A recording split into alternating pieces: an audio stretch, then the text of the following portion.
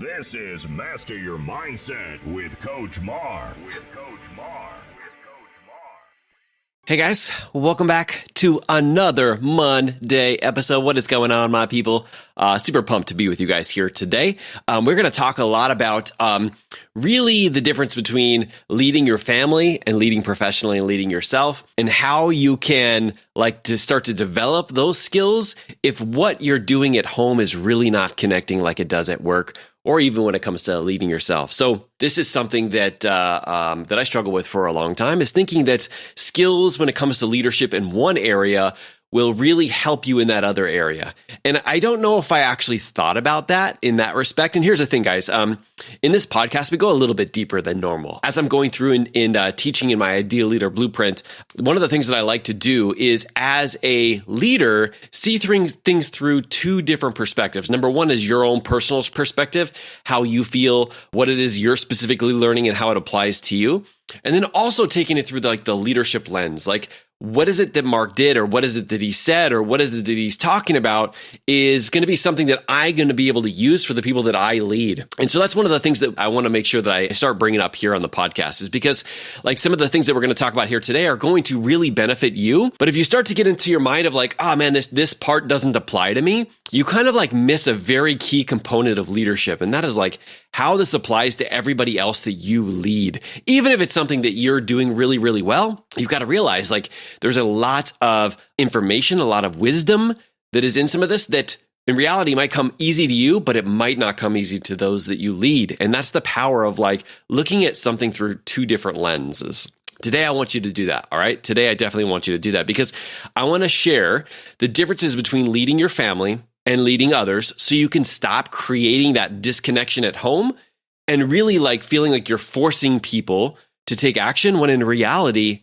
they didn't sign up for you to be their leader, right? They decided to sign up to be your husband or your wife or your kids. As a matter of fact, your kids didn't decide, right? They automatically got to be a part of that. And there's ways to lead them. I'm not saying that you shouldn't lead them, but at the same time, using those same skills is it's the wrong thing. If you've ever heard somebody, if you're a police officer, by the way, and you've heard somebody say, "I'm not a suspect, why are you talking to me like one?" then you know that you might have an issue, right? Because I know personally, when I was first a police officer, when I first got on, I took on a lot of that personality, and then I brought it home. And I remember the first time my wife told me that, and it was the last time she told me that, because I was like, what is going on? Why is it that I'm allowing the skills that I've developed at work to come home? And it's only a natural thing, which is why I want to bring up today's podcast, why this is about mindset all the time, right? Because I want you to realize when this is actually happening, so you can separate that, push your ego down, and go okay, how can I become better over here without using those same skills, because it doesn't work over there. So here's the thing. What most people do is they either try to use those same skills that they've developed at work, or never even realize that that's the case, that they're using those skills when they're at home. And then they start feeling they're forcing people. And then there's disconnection. And then there's of course, they're not going to be led by you, right? And it just creates this environment of I don't know how else to describe it on one video, punching my two fists together. It kind of feels like there's a lot of arguing, there's a lot of fighting. And it's because you haven't really had an opportunity to develop the skills of leading at home. It's one of the things that I spend a lot of time with inside of our Ideal Leader Blueprint, because when you have that connection at home, when you're leading really well at home and you feel like that's all under control, when you get to work, you can be 100% there. And vice versa, when you're at home, you can be 100% there, right? And it's really powerful when you realize that they're totally different skills. I mean, let me give you an example here. Let's say you are really great at baseball, right? You've developed the skills of actually playing baseball. Yes, you've also been able to elevate yourself as an athlete. Maybe you're stronger, maybe you're faster, right? And you've developed the skills of playing, whether it's a professional level or you're just getting started out, or you're going up through I know I was in Little Leagues for 11 years or something like that, and you develop those skills, right? Well, it's the same thing as if they take a baseball player and they put him into a basketball team, right? And I'm not talking Bo Jackson here, which is some humans do have that ability of doing that, but even then, they're just not as good, right? They've got to develop new skills. Yes, you might have a better foundation because you've actually developed the skills of sportsmanship, because you've developed the skills of when it comes to your cardiovascular system, when it comes to your strength. But some of the skills that you're going to learn in basketball are entirely different. And you wouldn't like beat yourself up because you didn't know those skills, right? And you also wouldn't bring in those baseball skills over here to the basketball because it wouldn't make sense. And also, like, you wouldn't succeed by doing that. You would have to learn new skills.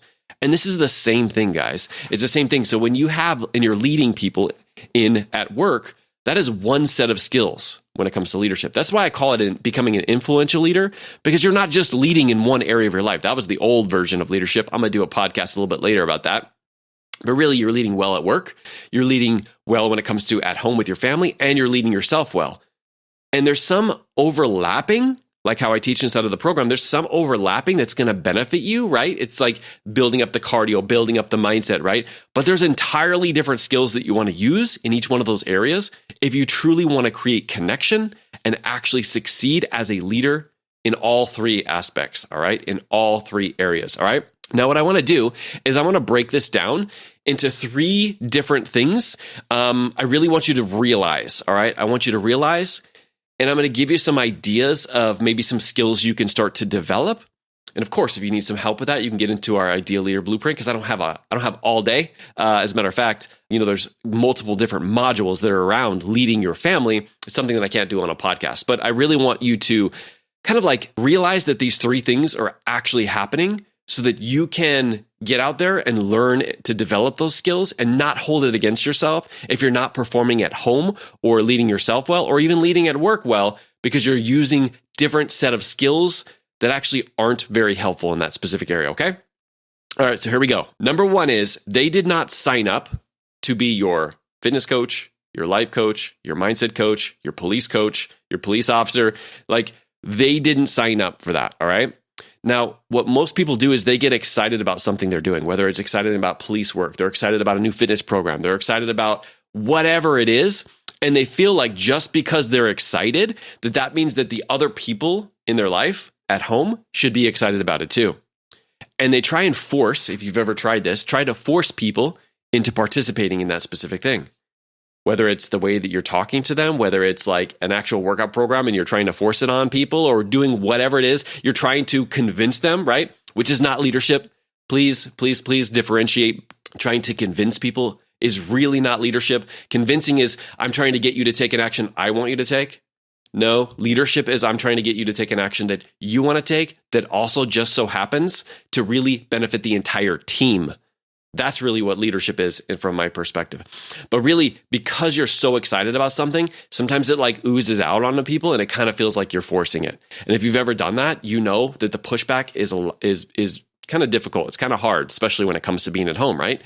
I mean, how do you feel when people like get into something and they try to force you into it? I mean, there's ways of leading, right, to actually get the person interested if it's actually something that's going to benefit them. But in reality, trying to force it to them is like the wrong way, and it creates more disconnection. And anytime that thing comes up, just like an awkwardness kind of comes about it, all right? So first off, realizing that when you get home, they didn't sign up to have you be their police officer, their fitness coach, their life coach, their whatever it is, whatever hat you're wearing in that other area, they didn't sign up for that, all right? So don't force it on them. Don't push it on them, because that's the worst way. As a matter of fact, like, when I first got started as a health coach about 10 years ago, before I got into life and legacy coach that I do today, I started to try and force Teresa to get healthy. I tried to force her to eat healthier. I tried to force her to go to the gym. And you know how many times it worked? It worked 3 times over an entire year. No, actually 3 times over 3 years. 1 time a year, she would go to the gym. And it was because I was forcing her. And when I understood how to effectively lead at home, and I started to do the things that I teach inside of the program, she actually started to work out and wanting to eat healthy, which is why she lost 35 pounds, which is why she's like gained that confidence, because I wasn't forcing it. I was using different leadership strategies to really help her find what she really wants and then have her go for that. And it was just a complete 180. So the first thing is realize that they didn't sign up for you to, whether it's be their fitness coach, be their leader, be their police sergeant, be whatever. They didn't sign up for any of that other role that you are a part of. So when you come there, it's an entirely different role. All right. Number 2 is when they bring things to you, some things, and I want you to put a quote on this that says, most things when it comes to being at home aren't meant to be fixed. So when they bring things to you, when they bring stuff that's happening at home, when they bring incidents that happen at school, some of those things, most of them at home, are not meant to be fixed. Here's what most people do is we get in and we want to fix. I know for me, being a police officer, that's my job. Is like literally people give me complex puzzles and I figure it all out for them, right? So when I get home and whether it's my son, my daughter, my wife, they start telling me about something that happened today, I want to give them the 3 steps that it takes for them to get over that. However, go back to number 1. They didn't sign up to have somebody solve their problems. Really what they want more than anything is just to feel heard and to be seen. They just want to be seen and be heard. And really, there's a way of doing this. It's called the lead model that we teach. But really, it's just like getting them to know that their feelings are okay, getting them to know that you hear them, and that maybe in that situation, you would do that same exact thing, and then asking them again at the end, like, hey, what do you think you're going to do about that? Like, what do you think would be the best option for you to do? Just doing that really will create this incredible connection for them to go, what do you think I should do? And if they decide that they want to get that feedback from you, 100%, they've got your buy-in, or you've got their buy-in now. But if you're just constantly trying to tell them all the things to do and fix all of their problems, it's like, it's not going to work out, right? There's this great video that I saw. It's called, It's Not About the Nail. It's Not About the Nail. Look on YouTube, search for It's Not About the Nail, and you'll see what I mean. Sometimes it's like, but the problem is like right here and I can fix it. Guys, they don't want you to fix their problem. When you're at home, sometimes they just want you to listen. They want to feel seen. They want to be heard, right? And by doing that, you actually create more connection and, believe it or not, more influence than telling them the 3 steps that they need to take to get over it, all right? So back to number 1 is they didn't sign up to have that role, whatever role you're in at work. They didn't sign up to that, to be that person at home, all right? And number 2 is when they bring things to you, they don't need to be fixed all the time. As a matter of fact, most of the time they don't. The only time that I actually help fix, and I don't even say fix things, I help give advice, is I get to the end and then I ask them, hey, would you like me to give you some advice on this, or do you want me to just listen? And 99 times out of 10, guys, 99 times out of 100, Teresa's like, yeah, I just want you to listen. And that is just great because number 1, I don't have to try and like figure it out and fix it. But in reality, just hearing it, sometimes even just hearing it out loud, they go, oh, okay, this is a solution that I'm going to take. And whenever anybody comes to their solution, which is the power of coaching, when anybody comes to their solution, their buy-in to actually take action on it is 100%. I'm sure you've seen that for yourself too. If somebody tells you what to do, depending on the influence that person has, you'll probably be like, oh, okay, I'll do that. Like, because I know what their not just what their mindset is, but like that they really do care about me, right? If you do have that person does have influence. But how about if you come to that conclusion, you're like, hey, this is what I'm going to do because of these reasons. Like you're more all in and you're more consistent with it. And you're more like, hey, I'm going to do this, right? Because you've made that decision. It's the way that our human brain works, right? So really when you can do that, when you can get the person to see it and hear it out loud, they're more likely to take action on it and get their buy-in because it wasn't your advice or your direction. It was theirs, right? So that was number 2. Number 3, the third leadership strategy that I really want you to think about is meeting them where they are. Meeting them where they are. What I mean by this is when we are at home, like we typically do this. Let me just give you an example when it comes to being at work.